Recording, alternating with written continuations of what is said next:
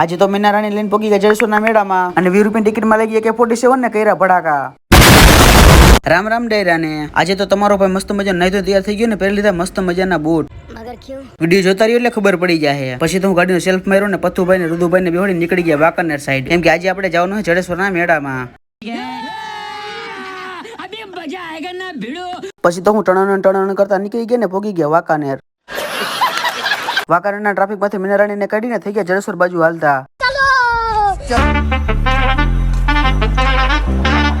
મેળામાં તમારા ભાઈની એન્ટ્રી થઈ ગઈ ને ટ્રાફિક બહુ જાજુ હતું એટલે પાર્કિંગમાં ગાડી પાર્ક કરી નાખીને થઈ ગયા મંદિર સાઈડ હાલતા. અને આ બાજુથી મેળાનો વ્યૂ બહુ જોરદાર આવે છે. રુદુભાઈને હાથ પકડી મંદિરે પકડીને કરી લીધા મહાદેવના દર્શન અને લઈ લીધી જળેશ્વર મહાદેવની પ્રસાદી અને ફટાફટ થઈ ગયા મેળામાં હાલતા.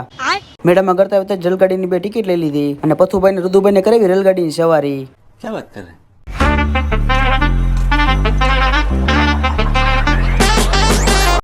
અહીંયા તો નાના બાળકો માટે પણ અલગ અલગ રાઈડ ગોઠવેલી છે. પછી તો રુદુભાઈ ભૂખ્યા થઈ ગયા ને ખાવા માંડ્યા ધાણી અને મેળામાં તો એક નવીન પ્રકારની રાઈડ દેખાણી. હાલો આમાં તમે બેઠા હતા કે નહીં જરા કોમેન્ટ કરીને કહી દો. બાકી રાધેશ્યામના ગુલાબનો અવાજ ન સાંભળતા લાગે મેળો જ ન કહેવાય. અચ્છા. અને ફાઇનલી પછી આપણે 20 રૂપિયાની ટિકિટ લીધી ને એમાંથી આપણને લાગી AK-47. જિંદગીમાં પહેલી વાર કઈક ટિકિટ માંથી લાગ્યું છે.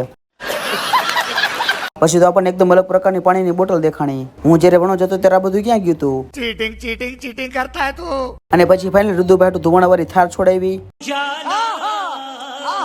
ગાડીમાં ગેસ પૂરેવો ને થઈ ગયા ઘર ભેગા. તો હાલો આજના મિની વ્લોગમાં બસ આટલો જ. મજા આવી તો લાઈક કરી નાખો, સરસ મજાની કોમેન્ટ કરી નાખો. હવે મળીએ બીજા મિની વ્લોગમાં.